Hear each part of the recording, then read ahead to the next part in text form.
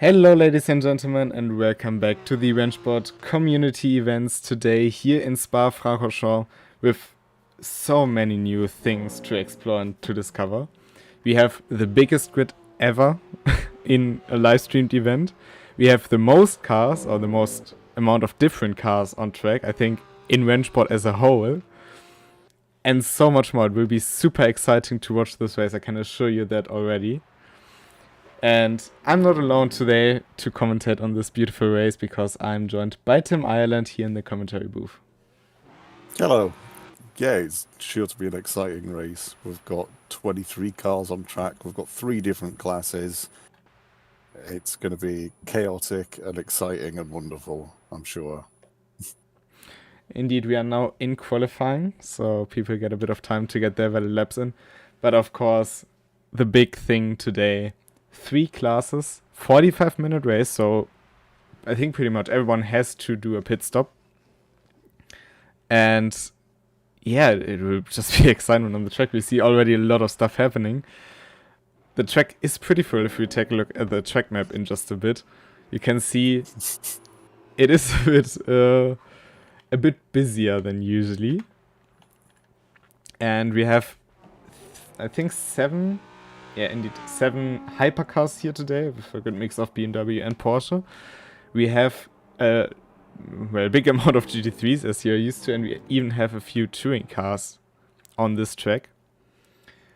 But yeah, maybe let's take a look at what the track actually looks like, because this is what you're looking at. You can see a few cars currently in Sector 2, but the big train coming up Radeon, and it's so good to see.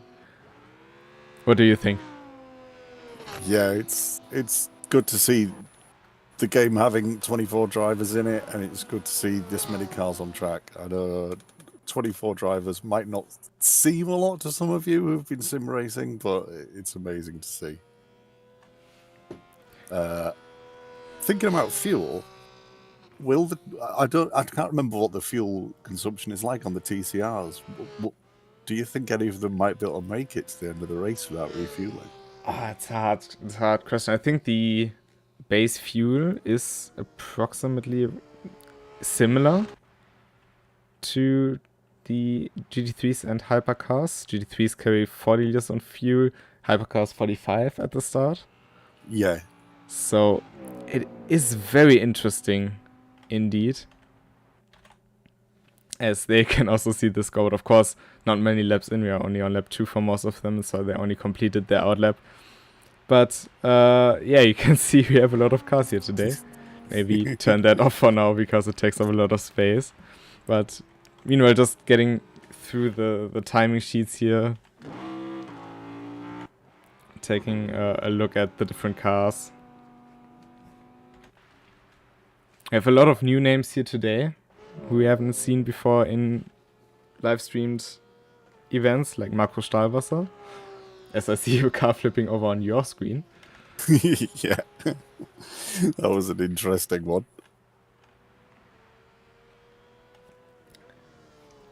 Yeah, it's a completely open qualifying session with hypercars, GT3s, and touring cars, so I'm sure the drivers are already pretty hectic out there. I mean, even the GT3s kind of get in the way of each other at times. They are Whoa.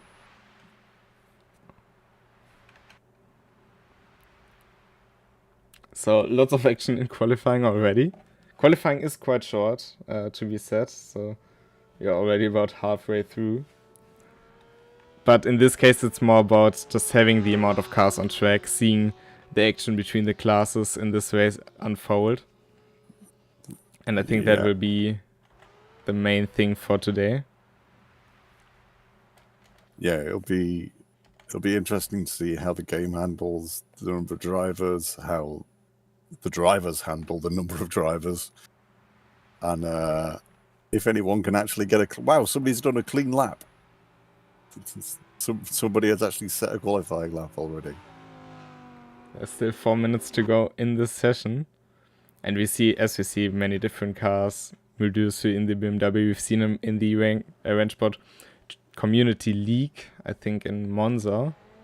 Lewis Kirk in another BMW. He's new to the bigger stage. Same goes for David Tomateta. I'm sorry. Some names might be a bit harder to pronounce for me. Yeah, there's a couple of known names sprinkled in there. I think there's a bunch of people who've just got keys and signed up, so there's going to be a lot of unknowns. A lot of unknown drivers, three classes on track at once. The fuel, we're in for as wild a ride as you guys are.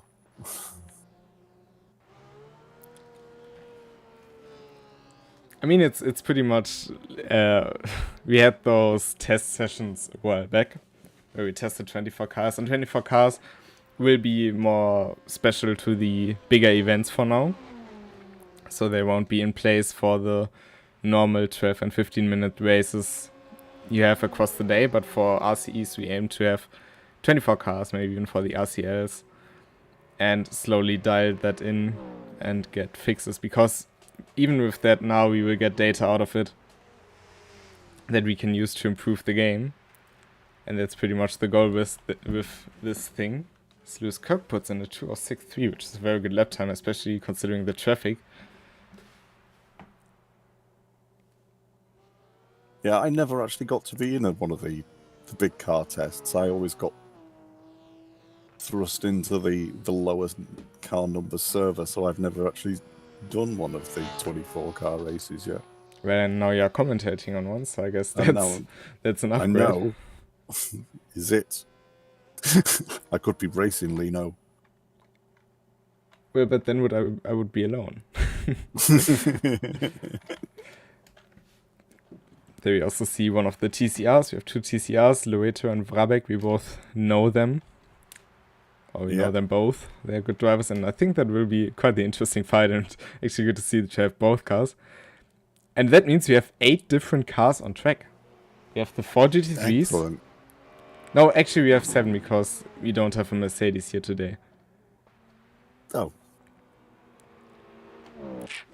Could have an interesting situation here where if one of the TCRs sets a valid lap, he could start on the front row of the grid. Not quite, because the grid will be sorted by car class. They split it by class, don't they? Yeah, indeed. But they will be quite fast off the line. We will have a standing start here today. So that will be very interesting. Truman Head has a big impact in the Porsche in the background as well. That's the number 12 car. Big off there. Unfortunately, Joachim Thunder, who would have been here, unfortunately seems to not be able to join. Yeah, these internet issues are still plaguing him a little bit, I think.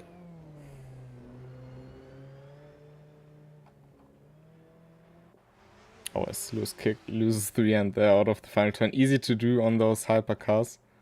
They do have a lot of power, and I mean a lot. So not really surprising to see. Oh, Lewis Kirk just spinning off, coming into the last corner. He had a little lock-up coming into the bus stop as well, so you won't be the only one. But that's your result for the qualifying, man. But of course, the main thing will now be the race itself. As I see people getting onto the grid. Actually, it seems like we will have a rolling start, which is very interesting. Probably a little bit safer.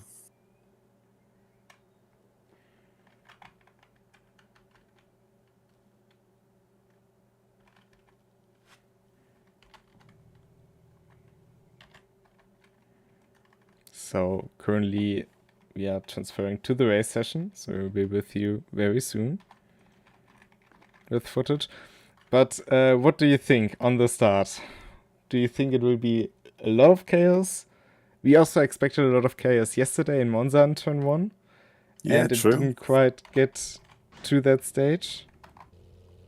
I don't know. There's so many unknowns at the minute. People's internet connections, all the hypercars, and there's generally quite a good gap between the classes. So hopefully, I'm hopeful it'll be a nice, clean start to a 45-minute race. But I am an optimist, so.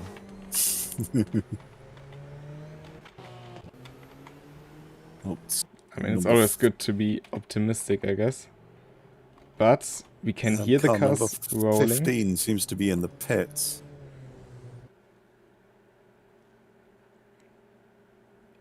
And here we have the hypercars. And it's green flag here in Spa-Francorchamps. As it's actually P2 who leads it down the road with the Porsche around the outside. Let's take a look at the GT3s, which have kind of separated over the starting line. Yeah, the touring cars just getting onto the start-finish straight now. Side by side here. Too wide into a rouge is never a good thing. It's Dirkman who can prove himself onto the top spot. But up front, it's Lewis Kirk who was able to defend his pole position from Joseph Lenhardt. But he won't be getting rid of him anytime soon, because he's also looking quick. Then 3 BMWs in behind. The leading GT3 is Dominik Ladler in the Porsche.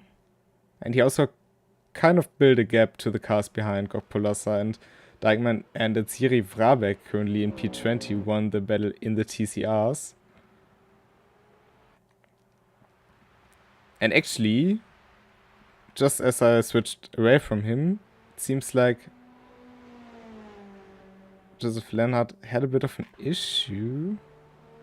Because he's dropped down the order, and he's off in I think that's campus.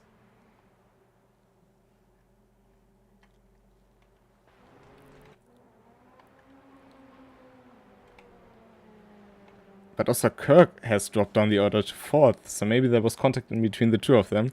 Of course, lots of action going on here at the start. Been pleasantly unchaotic, though. That's also true. I was kind of prepared to see a big wreck coming to Rouge.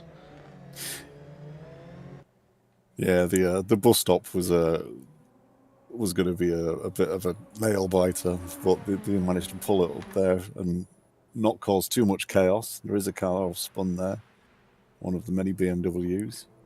I think it was Lewis Kirk. No, Lewis Kirk is in the pits, so he seems to have a drive-through penalty. Dominik Ladler leads the GT3 field across the line to complete the first lap. He seems to have a good gap on the next people, so he'll be looking to just keep his nose clean. It's well out of the way of the hypercars now, so he doesn't have to worry about those too much. So we have a fight for P3 between Medusa and Herd. Medusa going wide there in the com.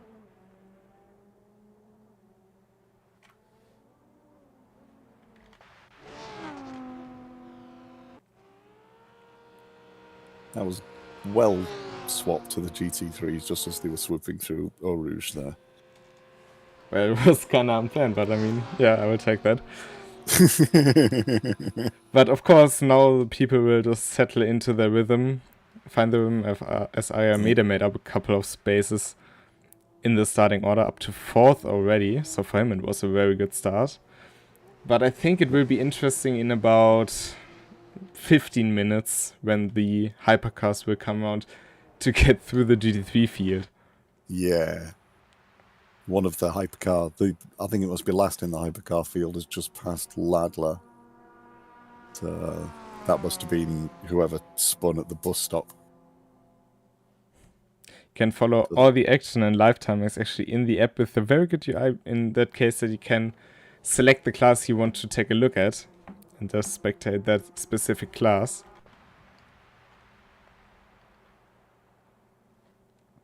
So that's also worth checking out for this race to keep a good view, because we can't cover everything in the broadcast. See, Warbeck has quite a big gap to Loreto, about 19 seconds. The hypercar field seems to have spread out quite a lot now. They are a tricky car to drive, so it was always going to be an interesting one. But there seems to be a couple of little mini battles going on. Medusa seems to fight with track limits a bit, but he's also close behind Tomateta. Not quite close enough to launch it into Lecom, I would reckon, but it's still looking good for him so far. He has a good position in that race, but of course you also have to think about a bit in case of strategy, because when do you pit and when do you refuel, do you change tires? And in this case we run 45 minutes, so you probably have to refuel 40 to 45 liters in the hypercars. And well, maybe you want to do that just before you come to lap the GT3s, to not have to lap them once, then pit and have to lap them another one. So yes, to get you out of traffic a bit more. That's also a big question that these guys have to figure out in this race.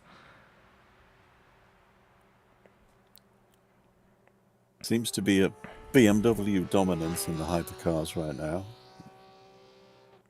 I mean, pace-wise, Lenhard is still looking very good. He's just had that...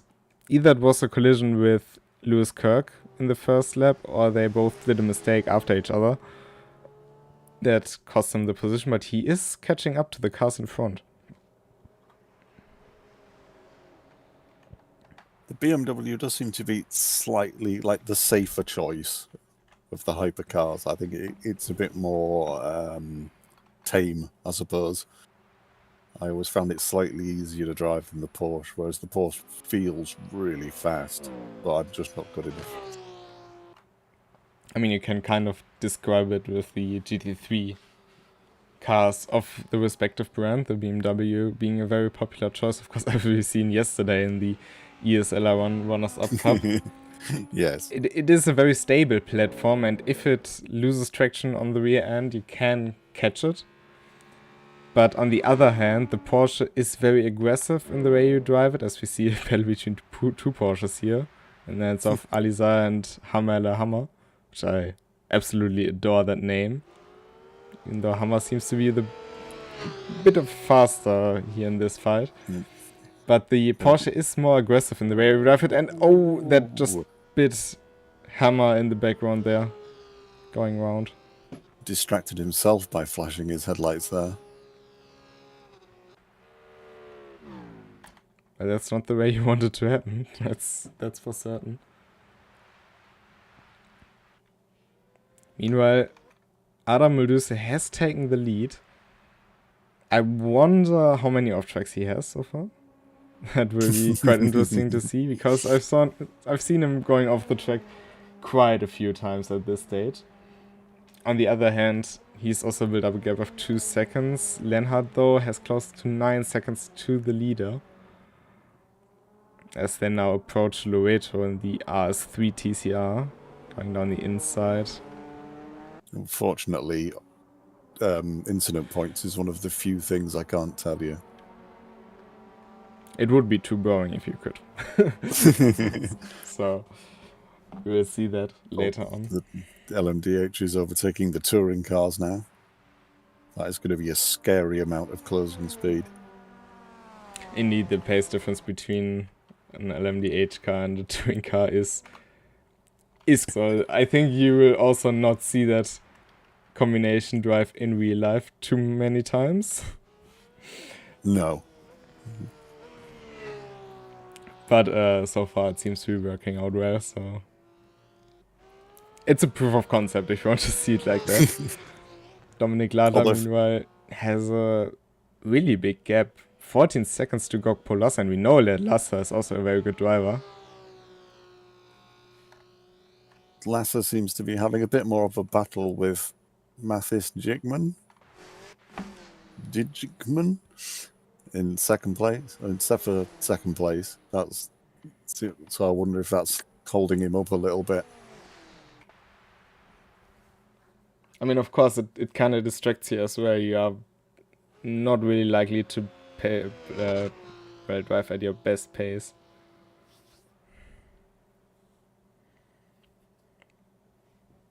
Meanwhile, it seems like David Tata is out of this race, unfortunately. That promoted Joseph Leonard back into the podium positions. Yeah. Not the way you want to move up the ladder, though. You'd rather take it on track, I reckon. Well, yeah, it's always the best way to do it, but you're not going to say no to a free position. That's also true. Meanwhile, the TCR is running 14th and 16th respectively. That's also a feat. Oh, now 15th and 16th. But up front, it's Adam Muldusu in the BMW M Hybrid hypercar. He seems to be settling into a decent rhythm and putting in safe laps and keeping his speed consistent.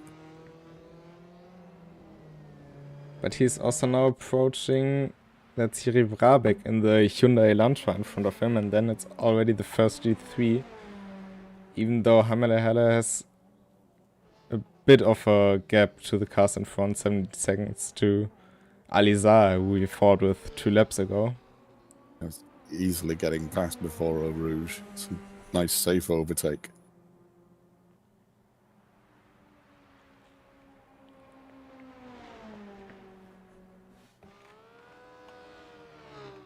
I do like the way they move when they go over the curves. It looks really nice. And Joachim Thunder in chat just saying that Muldusu has practiced hypercar since Wednesday. That would also explain the pace. He was not too far off in Monza in the RCL, in the Porsche I think he drove. But to be driving away right now in the hypercar, that's quite the feat. So congrats to him for so far in this race. But we also only cleared a fourth of the distance so far. Yeah, there's a long way to go.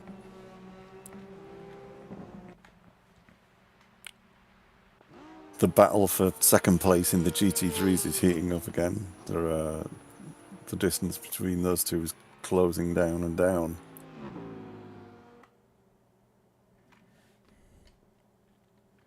They are fighting for P2 in GT3, so they are both in the podium positions, but of course you want to be on the top step at the end of it. I know it's all kind of playing into Ladler's hands, but he's got a fairly safe buffer right now.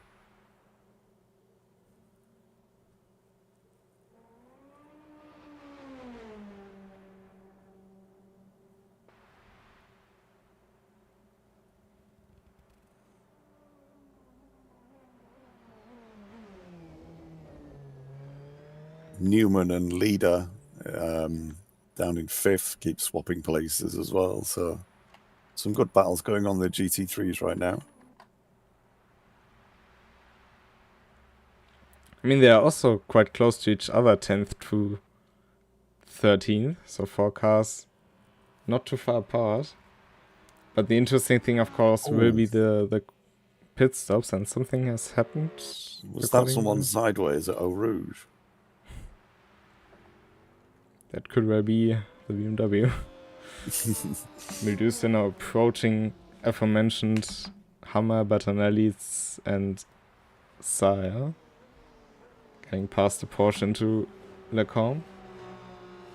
Another nice clean pass there. He's had it lucky with the traffic so far. Plenty of time and people giving him plenty of space.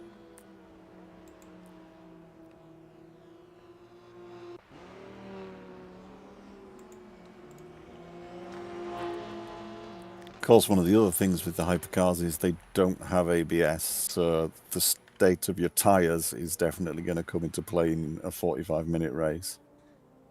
Yeah. You're going to be wanting to keep your lockups to a minimum.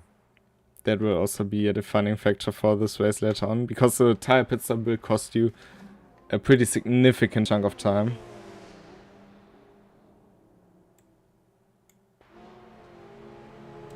But Joseph Lenhardt is now in the proximity of attacking Tremaine Hart for P2, and they also both closed in on Medusa. Of course, this is also due to traffic. Let's not forget that.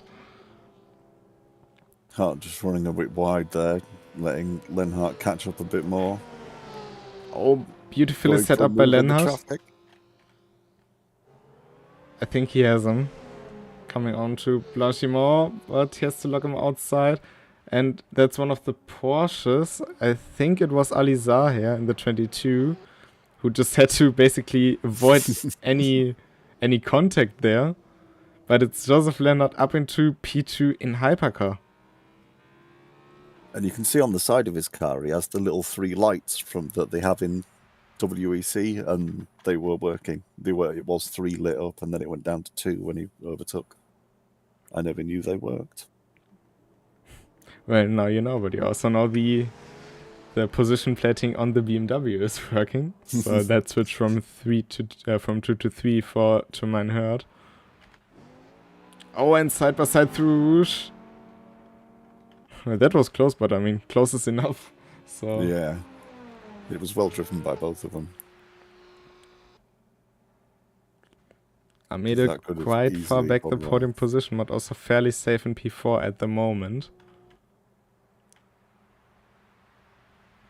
So Luigi has a bit of time to drive alone on track, not to be pushed around by bigger cars.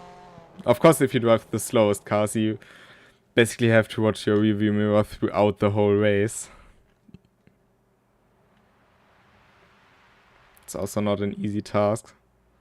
And also my suggestion, if you want to get into multi-class racing, would always be start off in the lower class to get a feel for how to move, or not to move out of the way, basically. Because as the lower class car, you are basically privileged to have the racing line to you. So you you stick to your racing line, and the faster car has to find the way around you.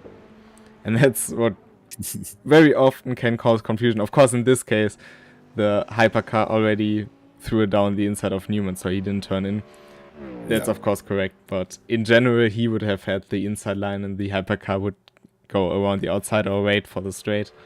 One of those situations. And Jiri Frabeck, in this case, he can basically just drive his race and the people have to find a way around him, technically. Oh, as I see on your screen, there was a big off for Gok Polassa, right? Yeah, going back onto the start-finish straight. I'm about 10 seconds behind you, I think, in my screen, my spectating versus yours. It'd be better if it was the other way around. And then you can drop your magic ball of wisdom. But with near leader, we have an Audi R8 in the top 10 as well. We didn't have it throughout the race, so it's good to see 3 different cars in the top 5. Yeah, there's a lot of Porsche 911s today. There's a bit of an over-representation of them, maybe. I mean, to be fair, there are also 4 BMWs and GT3. Yeah, true. As far as I can see, so I think we still have a good mix. Yeah, I've got 5 Porsches, 3 BMWs, and 2 Audis at the right now. As Simone Bertonelli was in the pits, was the first one to come into the pits, I think. Now back out on track. It's the short pit lane in Spa on RENNSPORT, so it's not quite as torturous as having to go all the way up the hill. Yeah, indeed, and especially in that part you are quite fast, so you do lose a lot of time in the pits. Oh, and very interesting situation here with Lassa, Loreto, and one of the BMW hypercars, which could be Muldusu. No, it's not Muldusu because he's further up the grid. It's Hurt. Down the inside of his BMW colleague, if you want to say so. Yeah, just a little tap of the brakes to keep it under control. Of course, no team affiliation in this event, unlike in, for example, ESL R1. Or how is it called? EWC, I think they have in this season. Yeah. But I think no matter if you are in a team or not, I think Lassa pulls into the pits, and he indeed does. Lassa's just going into the pits, yeah.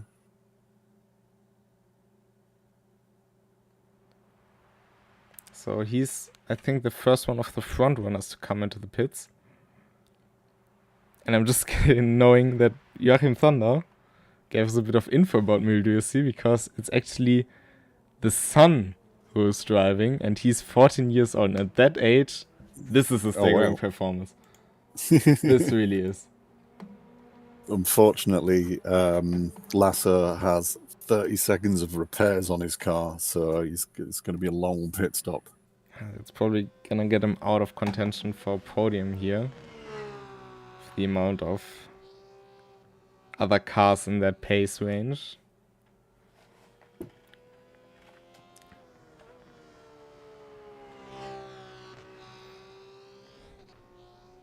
But Dominic Lala so far on a very good race pace.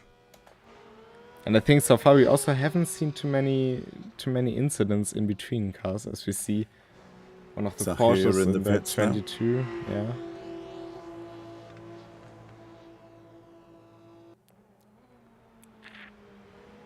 Yeah. He's also changing tires, but he has no damage.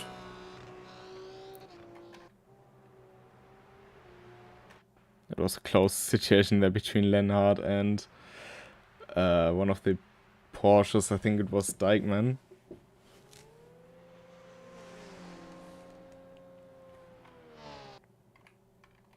Dominic Ladler coming around. I wonder if he's going to duck in the pits. No, I don't think he is. He's now getting passed by Muldusu. Leader passing leader. Always one of the scariest combinations. Whenever I've done a multi-class race and the leaders are going past, you always clench a little bit harder, knowing that you don't want to take the leader out.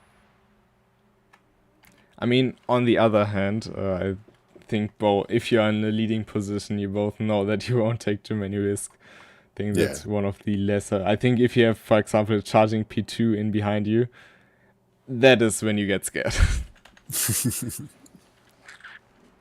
Jiri Brabeck now in 13th position due to the pit stops of the GT3s, such as Zai and Bertanelli.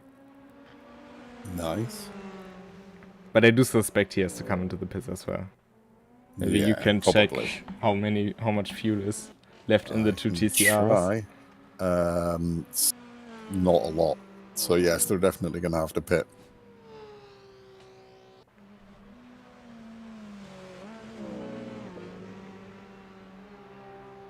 It actually seems to have worse fuel economy than the GT3s. Well, they might also start with less fuel. I don't think they will use more than a GT3. Of course, starting fuel is decided by your class. Armade in the pit lane now, also with 30 seconds of tyres and 30 seconds of damage and changing tyres. Oh, and Muldusen are also coming into the pits as race leader. He's being very careful with the pit limiter, but that's not a bad choice in his position. He had quite the gap to the cars behind. Let's see if Hurt or Lenhard will come into the pits. They actually have swapped places again, which is interesting. And Hurt comes in, but Lennart stays out. Oh, big drift there out of the bus stop.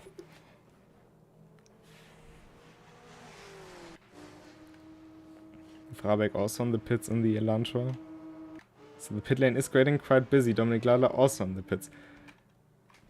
Muldersu opting to change tyres, but there's no repairing going on. He had a very good pit stop, actually. He stopped pretty nicely in the box, so it'll be a quick one.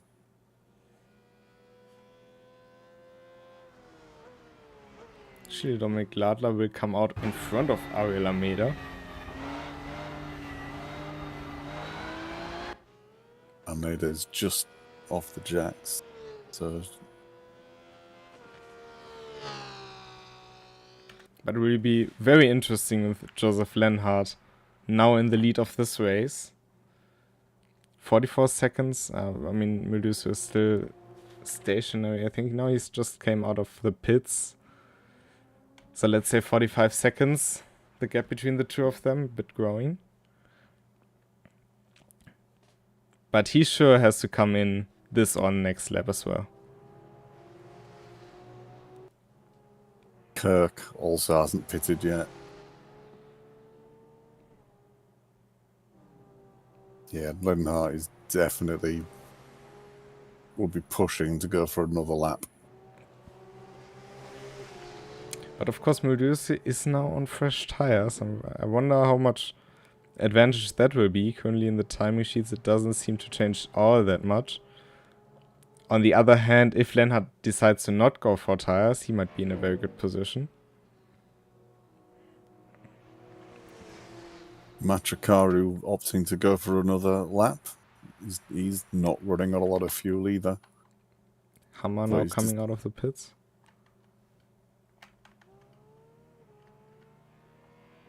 And it's Lenhart in the pits.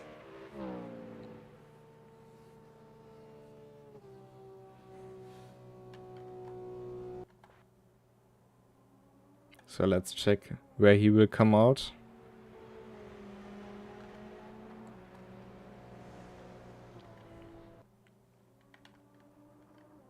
He was down to 4 litres of fuel when he pitted, so he was definitely cutting it fine. Ooh, he's got 30 seconds of repairs and he's changing tyres, so it's another long pit stop. That will mean Muldersu will take back P1. Oh, but big lock up there by the Turkish driver. Ruining his perfectly new Michelin rubber.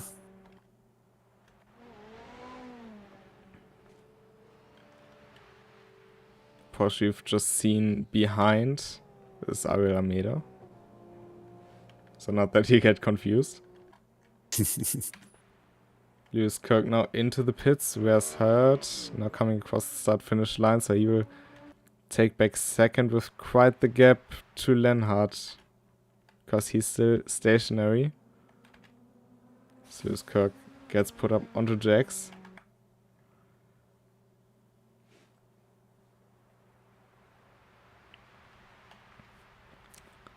Matthias Dijkman, the longest running GT3 so far, but that's Dominik...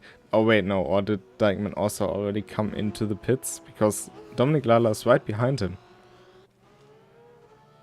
But I don't think I have seen the number 21 Porsche in the pits yet. Lewis Kirk opting to change tyres but not or ever didn't have any damage or isn't repairing it, so he's going to be fairly close behind Lenhart when he comes out the pits.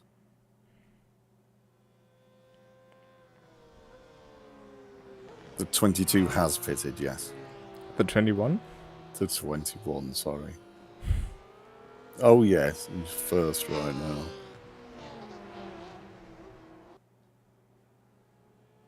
Can find him. Around the outside goes Muldersu from Ladler. And no, actually 21 has not pitted. Yet, Ladler is basically catching P1 here without the guy in P1 having done a pit stop. So Ladler a bit of in a league of his own today. Heads up for that. But I think we will see Dijkman come into the pits now.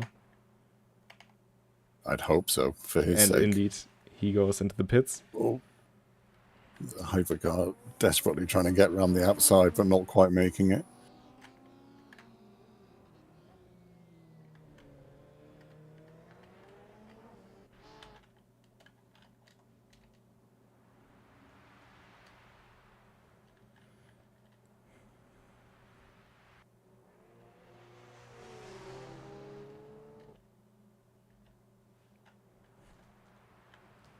Got another hypercar coming into the pits as well. Got 23. There's Alameda. It seems like he has a drive-through penalty, though. It just comes out of the pits. I wonder if he's got speeding in the pit lane when he did his pit stop. That could well be the case.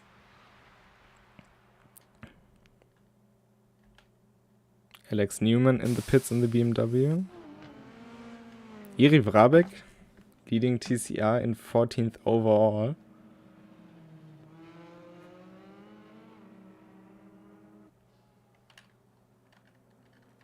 So the gaps all have grown quite a bit over the recent pit stop cycle. But Newman it seems not repairing any damage. Yeah. So he's got a 27-second pit stop. He's rolling again, so...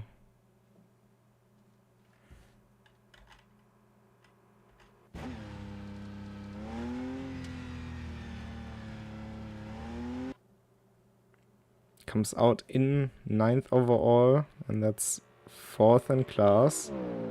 I'm not sure about Matrakaru if I've seen this car in the pits, number 13. But so far he seems to be looking very strong. I'll try and find out for you. He was in that pack of 4 we talked about earlier in this race. Machikari was not pitted. So he will drop down maybe to 10th. Gokpolasa has hit quite a few issues in this race, so he's a bit further down the order, unfortunately.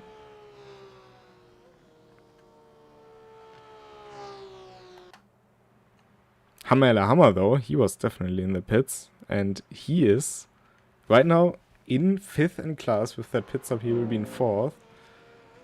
Has a 3-second gap to Newman only, actually.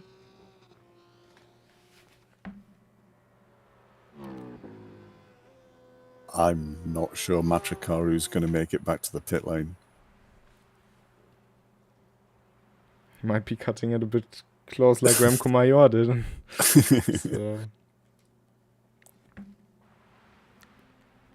So now taking a bit of slipstream off that TCR driven by Jiri Vrabek.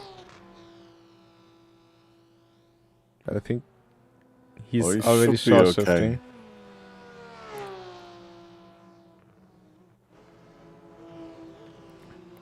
But it's looking fine for him. Yeah.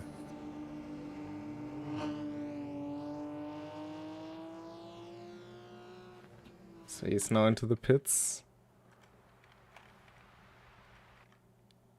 That will promote Alex Newman to 8th and 3rd in class.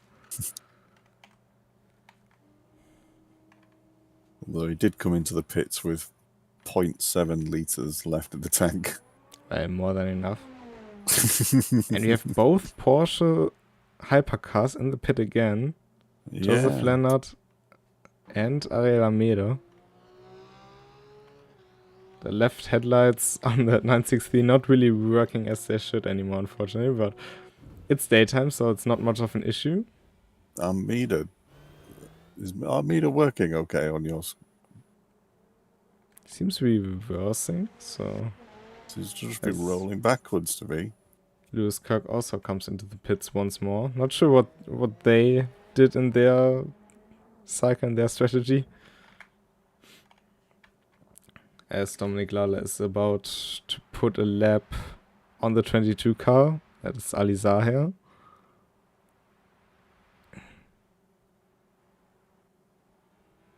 Going for the switcheroo, and then it just immediately decided to go wide instead.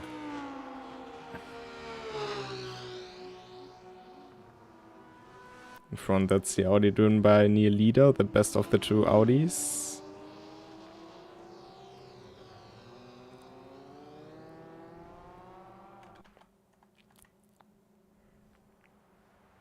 but Multius is still... He has 16-second gap to Tremaine Hurt, who's also running a very good race so far, so it's not like he did any major mistakes. He had a bit of a fight with Lenhart, of course, but he's out of the picture for now for the win here, with a 110-second gap to the leading BMWs. The BMW of Bertolini seems to have been disqualified.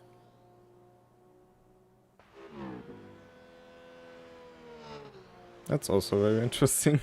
So I wonder if they got too many incident points. Either too many incident points or another penalty that he hasn't served can get you disqualified. Ladle are just overtaking Leader here, and Leader and Zahir have been fairly close the entire race. They seem to have very similar pace, and their strategies have brought them out next to each other.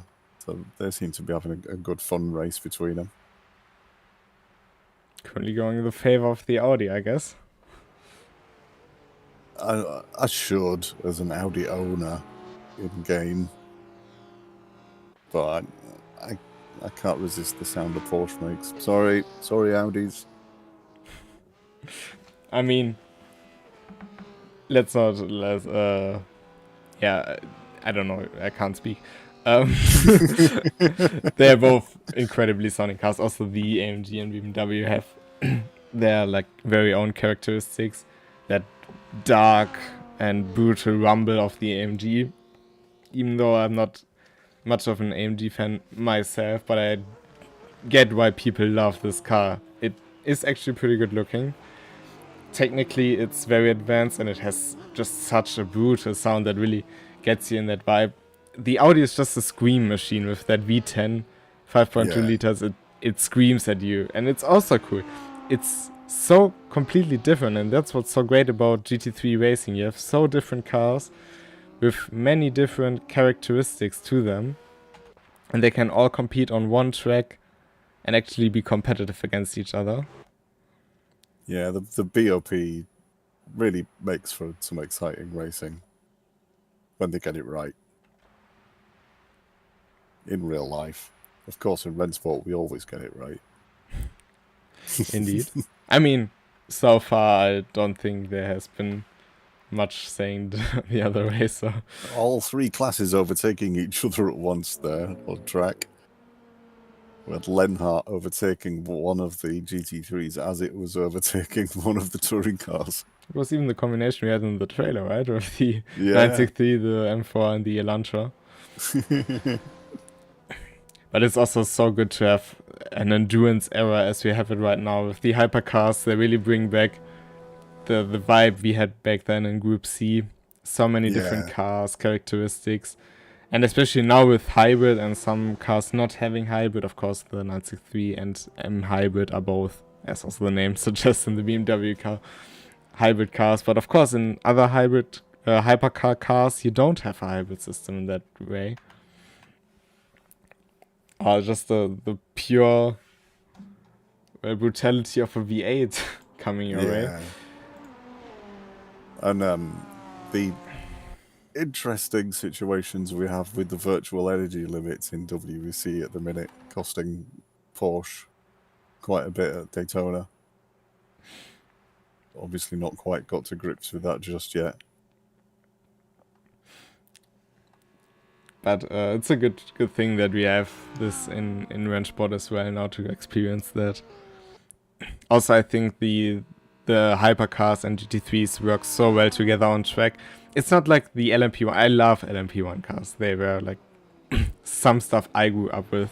Because I'm, well, let's say my childhood is not that far back. But LMP1s, I love them. They're brutal machines. Especially cars like the 919 or basically most of the Audis. Or the old R8 back then. That was one of my favorite race cars back then. But they were just so brutal and grippy that they flew by the GT3s at scary paces. And now with the hypercars, it's a bit more moderate. They are still much faster and like very high performance machinery. But they are not as overpowered, I'd say. It's not like you sit in a GT3 and suddenly you have an airplane flying over you at 700 kilometers per hour. It's interesting just how much extra corner speed they have. It's like how easily they can overtake the GT3s on the outside of corners, or just take a completely different line and still goes so much faster than a GT3. But also, it's a difficult thing to drive without the ABS, because you really have to modulate your brakes with the downforce as the downforce changes when you're coming up to a corner. It's very easy to lock up, get a flat spot on your tires, and then you're in for a very bumpy ride for the rest of your race. Yeah, and it's easy to lose the rear end as well if you lock up the rears, because you run too aggressive of brake bias. Well, that's you in a barrier in the worst case, but Adam will do so, or let's rather say Alkheim will do so. Doesn't seem to have that problem that much, even though he runs a bit wide at less calm, but he can do that a few times before getting into trouble. So far it's looking good for him. And even if he has a 15-second gap to the car in behind, so it's not too much of a problem there for him as he approaches one of the Porsche GT3s. But in essence, it's such a good combination for multiclass, because of course you can throw everything into a race and call it multiclass. But if you have cars like a hypercar and GT3, or a GT3 and a TCR, which have like, you could call it a synergy on track. Yeah. Then it's just so epic to see them race against each other. Of course, in real life, you saw in the WEC, for example, have the LMPs, LMP2, LMP3, depending on what year you're watching. So that's also a difference. But in this case, they just work so well together, and it's also the reason why they basically were developed the way they are now. I do kind of miss the GTEs, though. I really do miss them. They were like my favorite touring cars, or GT cars that ever existed. So if I could wish for any car to be added into RENNSPORT, it would probably be a GTE. Either a 911 RSR or a Ford GT.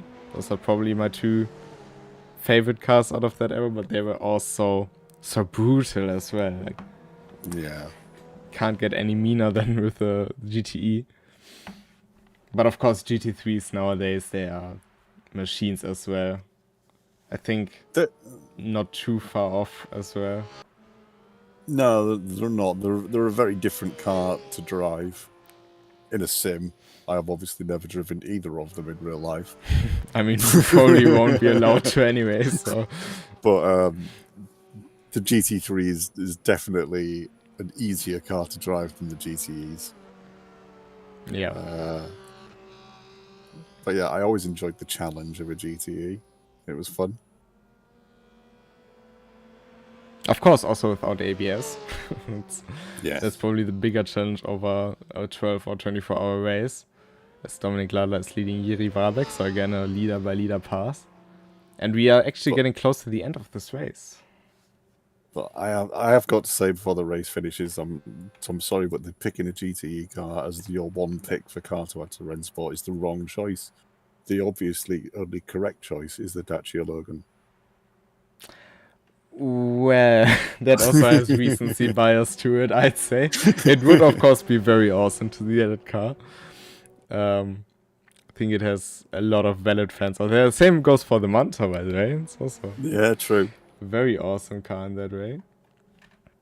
As we still see a fight between Alex Newman and Hammer, I think, for P3 in class, and that's the last podium position. So Hammer really catched up to the BMW in front of him over the last few laps.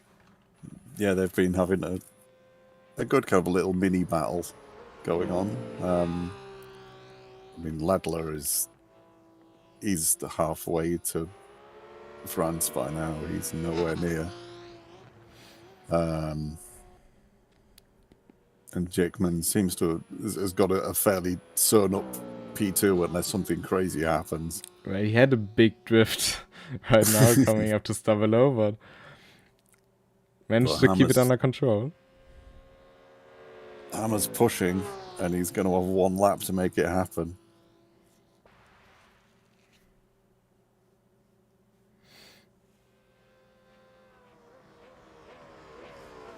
Let's see where the leader is. He's currently at the end of the Camel Straight.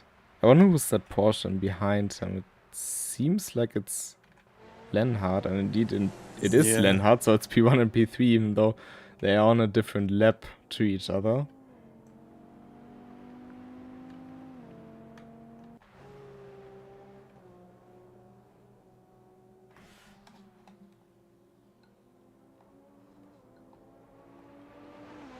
Hammer tried a cheeky move coming out of the final turn, but it couldn't quite make it work.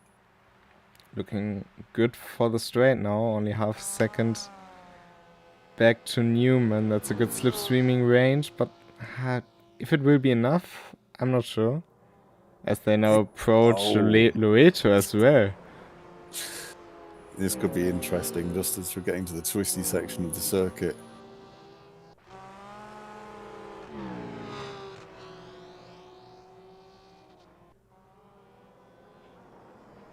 He's probably got images of Nürburgring 24 in his head. Just don't do it. Ooh. Oh, but Hammer loses it on traction. I mean, he manages to make it a nice 360. Oh, and just went too early on throttle, of course, as Remco explained the last times. It also has the right indicator on. That's interesting.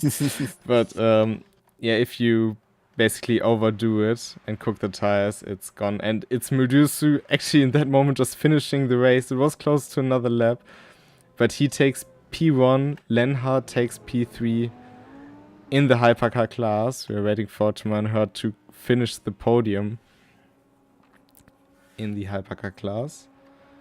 The first GT3 to finish will actually be Matthias Dijkman in P2.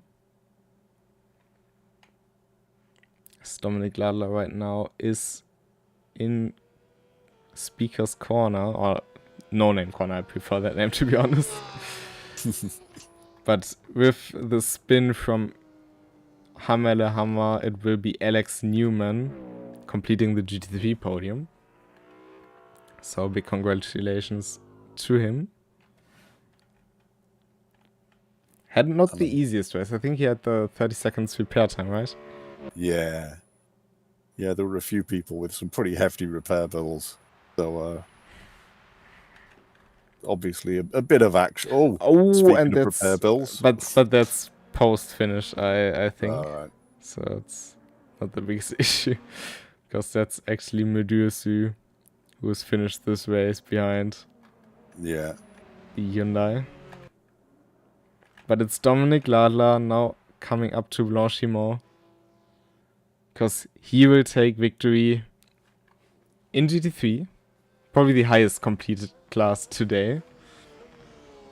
Yeah. And I think a special round of applause should go to the two TCR cars who just endured that entire race. And they both Despite made it being to the so finish far as apart. well. Got Polassa in the end, finishing in 4th in class. Kirk coming up to finish in 5th. Last of the hypercars to finish. But Jiri Vrabec now also on the bus stop, taking victory in Touring against Joao Loreto. But they both finished this race. They both accomplished it. Surviving, well, I don't know how often they got overtaken in this race. I don't want to know, actually. It's only really when you see something like the touring cars, which are like a more of a regular street car size, when you see them next to one of the hypercars, just how small those things are. Yes, of course. And also, like, they are still so fast. If you put them up in a fight against just a normal road car, any road car, they will still probably beat them. Because they're just so light and nimble, but they have quite a lot of power compared to that. Even though in racing terms, they're like the little class in comparison. But you shouldn't underestimate that, for sure. I'm British. I've got a fondness for touring cars. It comes with the territory. Well, that's also a valid argument. But, of course, with this event, with the RCE, the current schedule also comes to a close on this Sunday. But we have the next one prepared, and it looks like this. In 2 weeks, we will drive at Daytona, a 45-minute race. Once again, Daytona, of course, a bit different, and this time without the touring cars. So we will only have hypercars and GT3s fighting it out. But it will be even more interesting with the oval being in there. What do you think? What do you reckon in that case? It's a classic combination, isn't it? Having the hypercars and the GT3s at Daytona. I know we're missing the LMP2 class, but it is a classic. You can't go wrong with a bit of Daytona hypercar GT3 action. Yeah, and of course, as we've seen today, they work so well together in Daytona. Might be even more interesting. Lots of slipstreaming, so you might be able to kind of help each other. We've seen that in other platforms as well in the recent years. Then we have a daily feature race with the Porsche Mission R at Orchard Road and Fuji in change. In Multiclass, you can practice for the RCE, again at Daytona with the hypercar and GT3.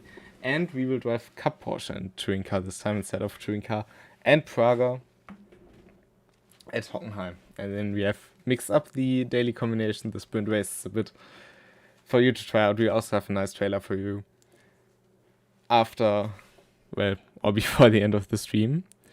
But the schedule is not the only thing we can announce because, of course, the community leagues will go into the second season next week at Spa-Franchorchamps at this very track, GT3s. So if you want to join that and not miss any information, check out the Discord, check out the RENNSPORT Community League and RENNSPORT Community Event channels respectively. And hopefully we will see you next week. And until then, I wish you a great evening. I had lots of fun today. How about you? I did. It was a good race, and thank you for letting me cast with you again. It was awesome watching so many cars on track. Indeed. We see you next time, and until then, goodbye. Goodbye.